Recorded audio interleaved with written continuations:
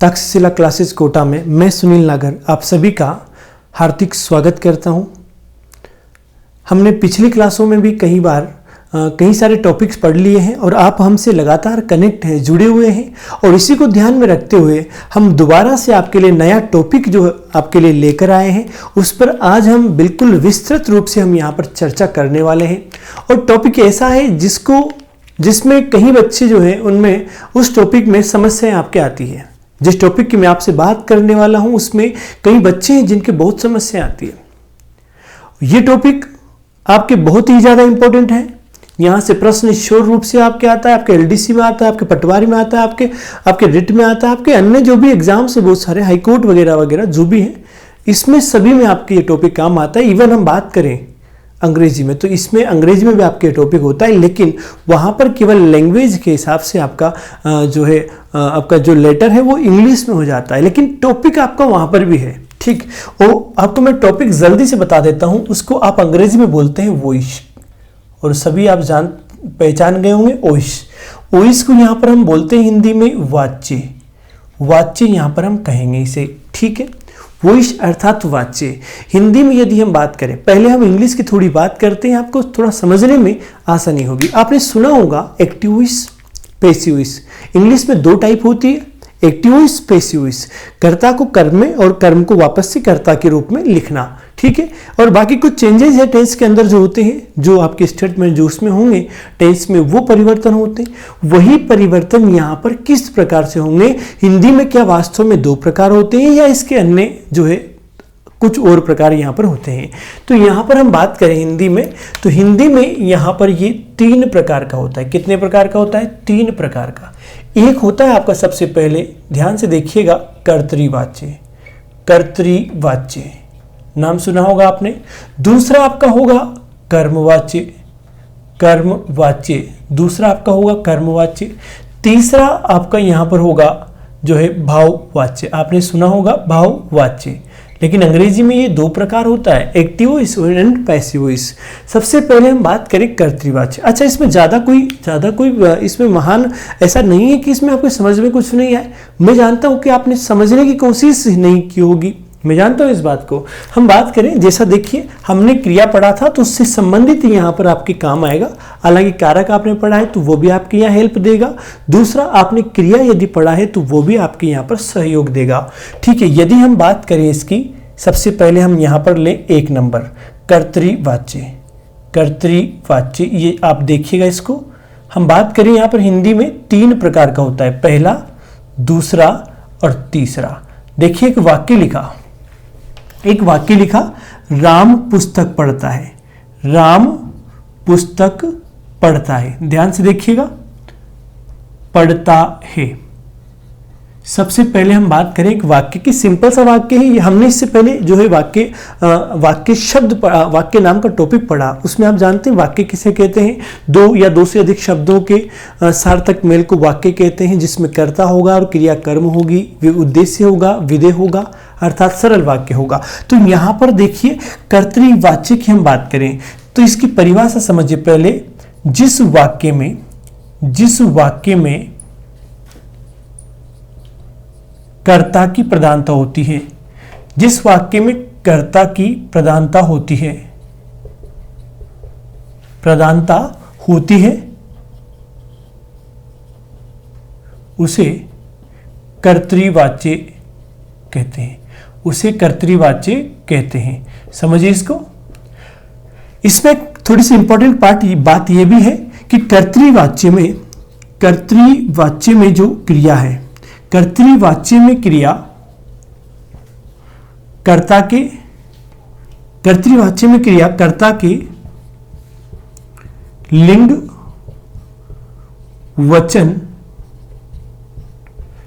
वचन कर्तृवाच्य में सामान्यतः क्रिया कर्ता के लिंग वचन के अनुसार होती है। लिंग वचन के अनुसार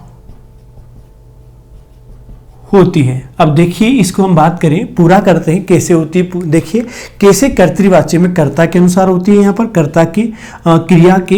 देखिए यहाँ पर हम सबसे पहले बात करें तो ये आपका क्या है, यहाँ पर कर्ता, और यहां पर ये आपका क्या है, कर्म है, ये यहां पर क्या है, आपकी क्रिया है। ध्यान से देखिए, ये आपकी क्रिया है। अब देखिए इसमें हमने बात की थी लिंग और वचन की। लिंग वचन के अनुसार होती है, तो कर्ता यहां पर किस वचन का है, किस लिंग का है, क्या ये पुल्लिंग है, क्या पुल्लिंग यहां पर है, क्या ये एक वचन है, क्या अगर वचन की हम बात करें, वचन की हम बात करें, ये तो आपका लिंग हो गया और ये आपका वचन हो गया। ध्यान से देखिएगा। और यदि हम बात करें पुस्तक की, तो पुस्तक यहां पर कौन सा वचन है, पुस्तक यहां पर एक वचन है, देखिए एक वचन, ठीक है। लेकिन लिंग की यदि हम बात करें तो मुझे लगता है लिंग आपको समझ में नहीं आया होगा कि जेंडर आपका जो है मेल है या फीमेल है। तो यहां पर देखिए कैसे पहचानेंगे, तो सबसे पहले हम बात करें, जिस भी शब्द की बात की जाती है उसके पीछे क्रिया लगा दें, जो उससे संबंधित कार्य है वो हम बोलें। पुस्तक पढ़ा जाता है या पुस्तक पढ़ी जाती है, पुस्तक पढ़ा जाता है या पुस्तक पढ़ी जाती है। तो पढ़ी जाती है तो ये क्या होगा, आपका स्त्रीलिंग होगा, क्योंकि पुस्तक पढ़ा थोड़ी जाता है, पढ़ी जाती है, तो ये स्त्रीलिंग होगा। पढ़ता है तो देखिए यहां पर ये आपका पुल्लिंग होगा, क्या होगा, पुल्लिंग यहां पर होगा। और ये भी क्या है, आपका एक वचन में है। मैंने आपसे क्या कहा कि कर्तृवाच्य, जिस वाक्य में कर्ता की प्रधानता होती है, अर्थात यदि हम बात करें किसी फैमिली की बात करें, तो जिस फैमिली में जिसकी चलती है तो वही उस परिवार में, उस घर में वही तो प्रधान व्यक्ति होगा। हमारे घर में हमारे पेरेंट्स की चलती, पिताजी की चलती है, ऐसे में वो यहाँ के घर के प्रधान मुखिया वही तो कहलाते हैं। तो जिस वाक्य में जिस शब्द की यहाँ पर जो है चलेगी, जिस शब्द की चलेगी वही यहाँ पर क्या होगा, प्रधान होगा, तो वही वाच्य होगा। तो देखिए यहां पर हम बात करें कर्ता, कर्ता राम है, ये कर्म है, ये क्रिया है। तो देखिए राम पुस्तक पढ़ता है, तो ये देखिए हम सबसे पहले हम बात करें, ये पुल्लिंग है क्या, यहां पर ये भी पुल्लिंग है क्या यहां ये एक वचन है, क्या एक वचन है, क्या एक वचन तो यहां पर भी है, लेकिन ये आपका स्त्रीलिंग है। और ये क्रिया पुल्लिंग के अनुसार, यदि ये मेच खा जाता है, यदि मेच खा जाता है तो ये आपका जिसके अनुरूप, जिसके अनुसार ये होगा क्रिया, यहां पर यदि कर्ता के अनुसार हुई तो कर्तृवाच्य, कर्म के अनुसार हुई तो कर्मवाच्य। समझिए बात को। तो यहां पर इस देखिए पुल्लिंग था, पुल्लिंग है, एक वचन है, एक वचन है, तो ऐसे में यह वाक्य यहां पर क्या होगा, आपका ये आपका कर्तृवाच्य होगा, ठीक है, ये आपका क्या होगा, कर्तृवाच्य होगा। अगर हम दूसरा एक और वाक्य साथ के साथ लेते हैं, मान लीजिए यहां पर एक और वाक्य हमने लिया, चलिए इसको समझते हैं। अगर हम बात करें कि ये क्यों राम के अनुसार ही क्यों आपका पढ़ता है जो शब्द आया है, क्रिया है, ये यदि हम राम को बदल करके यहां देखें, राम को बदल के यदि हम बात करें, यहां पर सीता कर दे, क्या कर दे, सीता।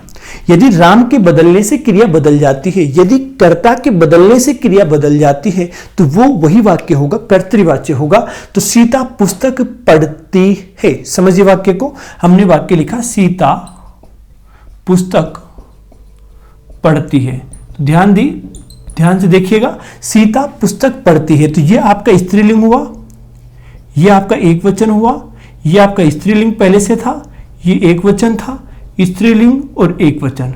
यदि हम बात करें, ये तो चलिए ठीक है, अब यहां पर सेम आ गया, कंफ्यूजन कर दिया, तो हम यहां पर वचन बदलते हैं। अभी तक एक वचन था, सभी व्यक्ति पुस्तक पढ़ते हैं। ध्यान दीजिए, सभी व्यक्ति पुस्तक पढ़ते हैं, समझिए इस वाक्य को, ये यहां पर सभी व्यक्ति ये पुस्तक पढ़ते हैं। तो ये आपका क्या है, देखिए यहां पर ये आपका पुल्लिंग है, ये स्त्रीलिंग है, ये पुल्लिंग है, ये आपका बहुवचन है, क्या है आपका बहुवचन, ये आपका एक वचन, और यहां पर भी आपका क्या है, ये बहुवचन है। तो मैंने आपसे ये कहा कि जिसके बदलने से क्रिया बदल जाती है, वाक्य में यदि कर्म बदलने पर क्रिया बदलती है तो कर्मवाच्य, यदि कर्ता बदलने पर क्रिया बदल जाती है तो कर्तृवाच्य। तो हम देखें यहाँ पर इस वाक्य को हमने देखा कि क्रिया जो है कर्ता के बदलने पर क्रिया तुरंत बदल जाती है, तो ऐसे में ये वाक्य क्या होगा, कर्तृवाच्य होगा। अब हम बात करेंगे इसी वाक्य की कर्म में बात करेंगे, कर्म बदल के, यदि कर्म बदलने से अगर बदल जाता है तो वो कर्मवाच्य होगा। लेकिन यहां तो हमें जब तक अभी जो हमने देखा कि कर्ता के बदलते ही क्रिया बदल गई, तो ऐसे में ये आपका क्या होगा, कर्तृवाच्य यहां पर होगा। मैं थोड़ा सा इसको बहुत अच्छे से और लिख दूं, आप परिभाषा उतार लीजिए, क्योंकि स्पेस हमारे पास कम है और मैं एग्जाम्पल थोड़े अच्छे से और ज्यादा दूंगा।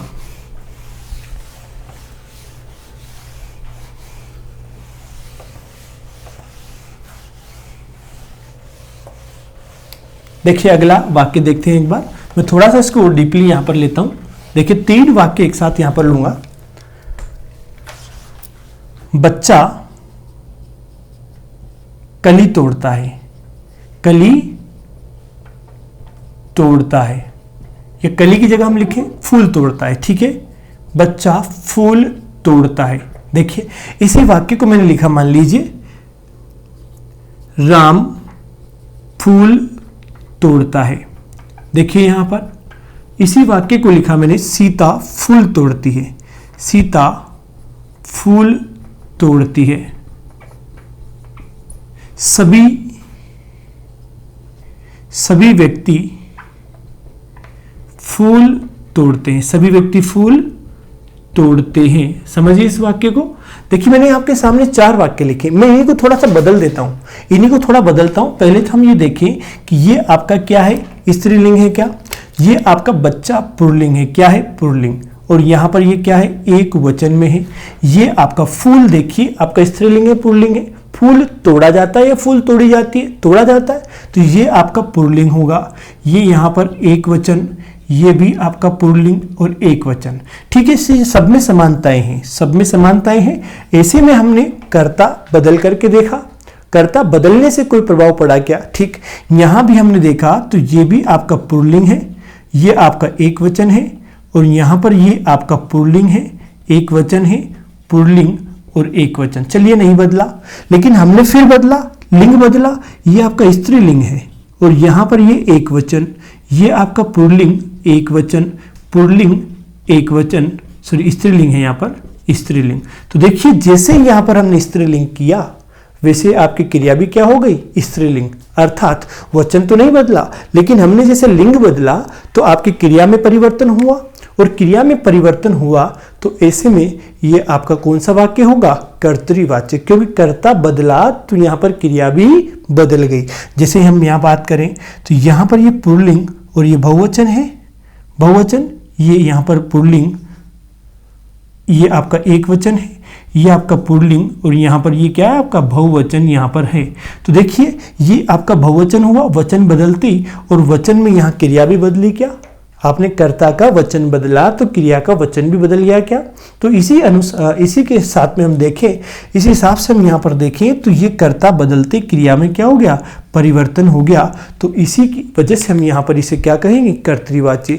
तो ये था आपका दोस्तों कर्तृवाच्य। यदि हम इन्हीं वाक्यों को कर्मवाच्य में परिवर्तित करें तो देखिए कर्मवाच्य में परिवर्तित करेंगे, सेकंड नंबर हम यहाँ पर लेंगे दूसरा कर्मवाच्य। ध्यान देना, कर्मवाच्य समझिए इसको साथ के साथ ही। देखिए मैं यहां पर इसी वाक्य को थोड़ा सा चेंज करके लिखता हूं, बच्चे के द्वारा फूल तोड़ा जाता है, तोड़ा जाता है। देखिए इस वाक्य को, दूसरा वाक्य लिखा मैंने, सीता के द्वारा फूल तोड़ा जाता है। ध्यान दीजिए, तोड़ा जाता है। समझिए इस वाक्य को। सभी व्यक्तियों के द्वारा, 3 वाक्य लिख रहा हूं मैं, सभी व्यक्तियों के द्वारा फूल तोड़ा जाता है। समझिए। अब इस यहां पर देखिए हमने यहां अगर हम बात करें तो ये आपका क्या है, यहां पर एक वचन और ये पुल्लिंग, ये भी आपका क्या है, फूल, एक वचन पुल्लिंग, और ये भी क्या है आपका एक वचन, और ये भी क्या है पुल्लिंग। तो देखिए तीनों यहाँ पर समान है। हम यहाँ से ये नहीं बता सकते कि क्रिया किसके बदलने पर बदलती है, अभी तक तो नहीं बदली। तो यहाँ से हमने क्या किया, स्त्रीलिंग किया, और यहाँ पर भी एक वचन, ये आपका पुल्लिंग और ये एक वचन, ये आपका पुल्लिंग, और यहाँ पर भी क्या है आपका ये एक वचन। तो देखिए ये स्त्रीलिंग और एक वचन था, क्या हुआ, क्या नहीं हुआ, नहीं हुआ। तो देखिए इस पर कोई प्रभाव नहीं पड़ा, कर्ता बदलने से यहाँ पर कोई प्रभाव नहीं पड़ा। अगर हम बात करें इसकी, दूसरा इसको देखते हैं, ये आपका बहुवचन और ये आपका जो है पुल्लिंग, और यहाँ पर भी ये पुल्लिंग और ये आपका एक वचन, ये पुल्लिंग और ये एक वचन। तो देखिए यहाँ पर क्या आपके यहाँ कर्ता बदलने पर वाक्य की क्रिया बदली, क्या नहीं बदली, और नहीं बदली तो इसका मतलब यहाँ पर कर्तृवाच्य नहीं हो सकता। दूसरी बात, हम बात करें कर्मवाच्य भाववाच्य की। चलिए कर्म को छोड़ दीजिए, तो यहाँ पर हम भाव की बात करें। जिस वाक्य में कर्म ना तो होता है और ना ही आवश्यकता होती है, उसे हम कहते हैं भाववाच्य। तो यहाँ तो देखिए क्या तोड़ा, फूल, तो कर्म है तो भाव तो हो नहीं सकता। कर्तृवाच्य है नहीं, तो तीसरा कौन सा बचा, कर्मवाच्य। अब कर्मवाच्य के लिए हम प्रूव करते हैं इसको कि ये कैसे होगा। थोड़ा सा मैं आगे का पार्ट है इसको रफ कर देता हूं, एक बार समझिएगा दोबारा से। अब देखिए हम यहां पर कर्म बदल करके देखेंगे। यदि कर्म बदलने से यदि क्रिया बदल जाती है तो यहां पर हम मान लेंगे कि यहां पर जो है कर्मवाच्य होगा। देखिए बच्चे के द्वारा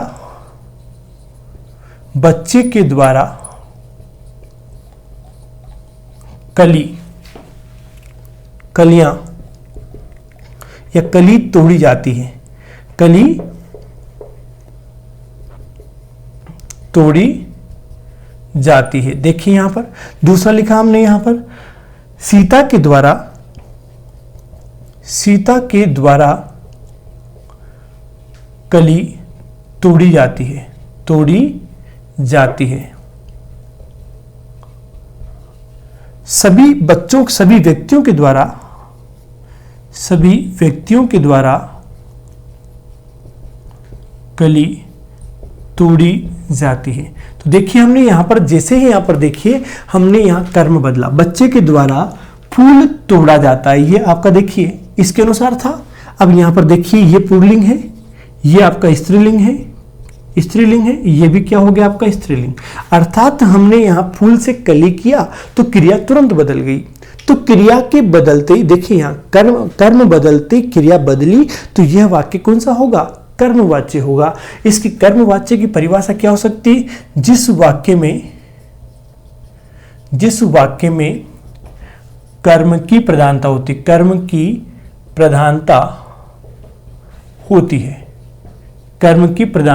है, वहां कर्मवाच्य होता है। दूसरा एक और हम यहां पर नोट डाल के देख सकते हैं, कर्मवाच्य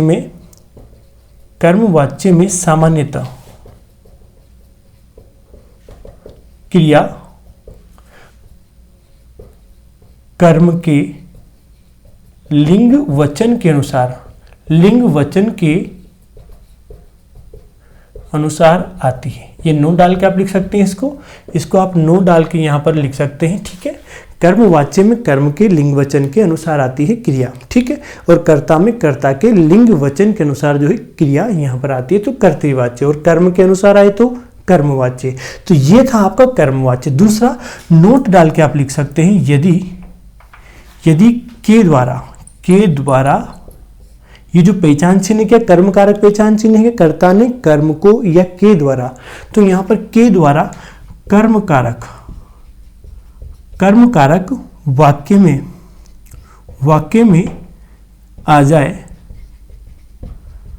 तो वहां भी क्या होता है, तो वहां कर्मवाच्य होता है। तो ये तो आपको चेक करना होगा, ये बेसिक नहीं है, बेसिक तो आपका यही है, ये तो आपका एक शॉर्टकट है।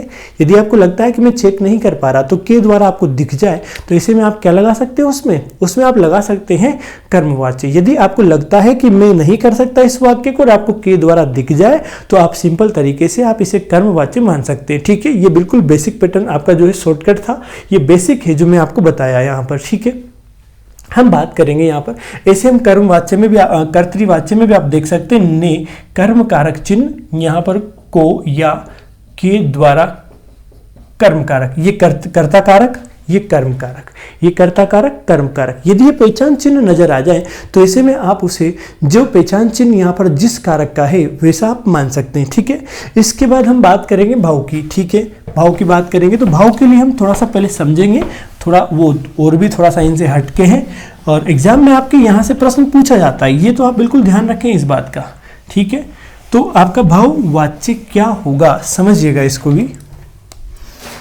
जो तीसरा हम बात करेंगे यहाँ पर वो होगा आपका भाववाच्य। बिल्कुल अच्छा और आसान सा टॉपिक है। भाववाच्य की यदि हम बात करें तो पहले इसमें कुछ कंडीशंस होती है। कुछ कंडीशंस क्या होगी, इसमें कर्म नहीं होता। चलिए पहले एक एग्जांपल लिखता हूं मैं। राम से तोड़ा नहीं जाता, नहीं जाता। ठीक है, एक बार समझिए, यहां पर ये कर्ता है, यहां पर ये क्या है, आपकी क्रिया है, और ये यहां पर नकारात्मक सेंस में है, नकारात्मक सेंस में, और यहां पर ये से पहचान चिन्ह आपका हमेशा आएगा, से पहचान चिन्ह आपका हमेशा आएगा। तो सबसे पहले इसमें यहां पर कर्म नजर आया क्या आपको? नहीं आया। तो इसमें कर्म नहीं होता है बहुवाच्य में, बिल्कुल हमेशा कभी भी ना तो कर्म होगा और ना ही कर्म की आवश्यकता होगी। दूसरा इसमें होता है से पहचान चिन्ह, से पहचान चिन्ह आता है। ठीक है, तीसरा 99% केस में जो है यहां पर वाक्य नकारात्मक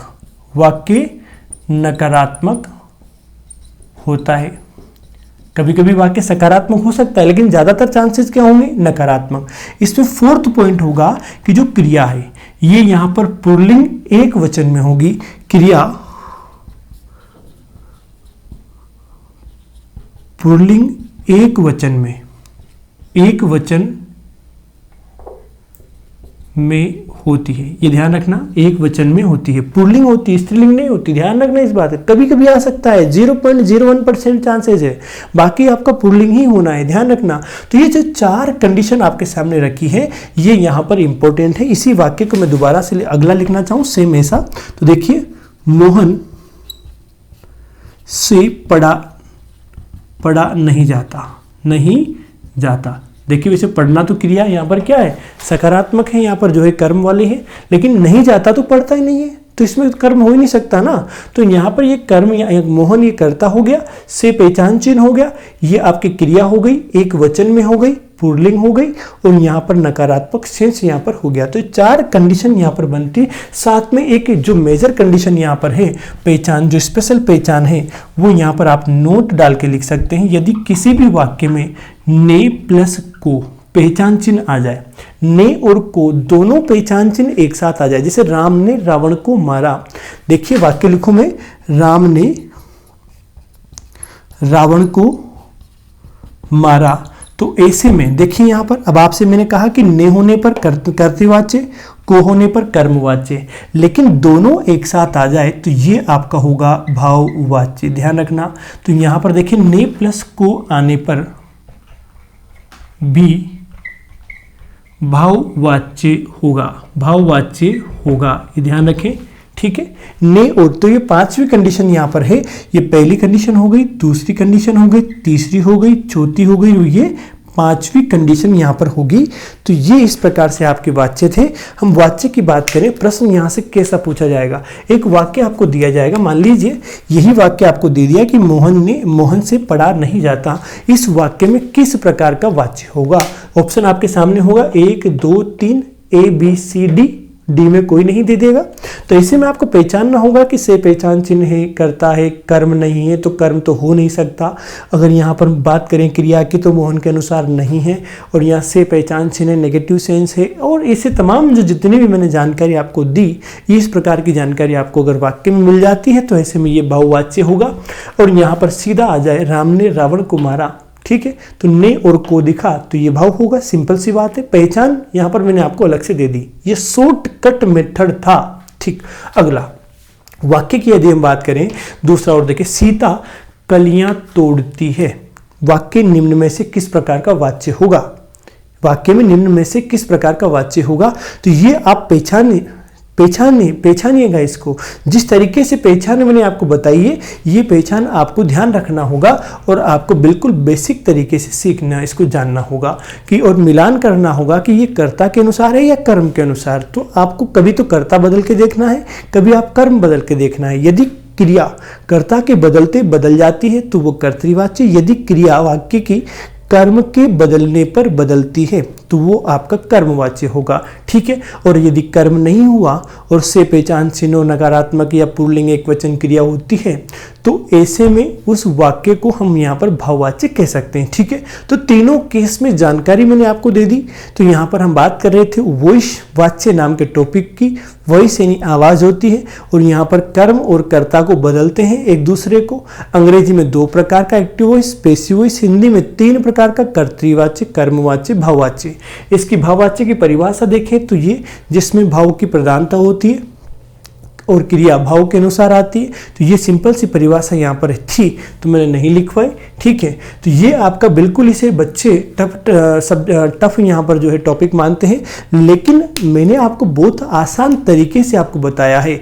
और अगर हम क्लास की बात करें, हम तक्षशिला क्लासेज कोटा की बात करें, तो जब हम क्लास में ऑफलाइन पढ़ते हैं तो इस टॉपिक को मैं बहुत डीपली 3 दिन तक यहाँ पर चलाता हूँ और आपके बिल्कुल समझ में आता है। ऐसा नहीं है कि समझ में नहीं आए, बिल्कुल कन्फर्मली आपके समझ में आएगा, आता है। तो और इसी के साथ में हम यहाँ पर थोड़ा और बात करें, जो हम बात कर रहे थे, इसके बाद हम अगला जो टॉपिक लेंगे वो उसकी सूचना आपको जल्द आपको मिलेगी।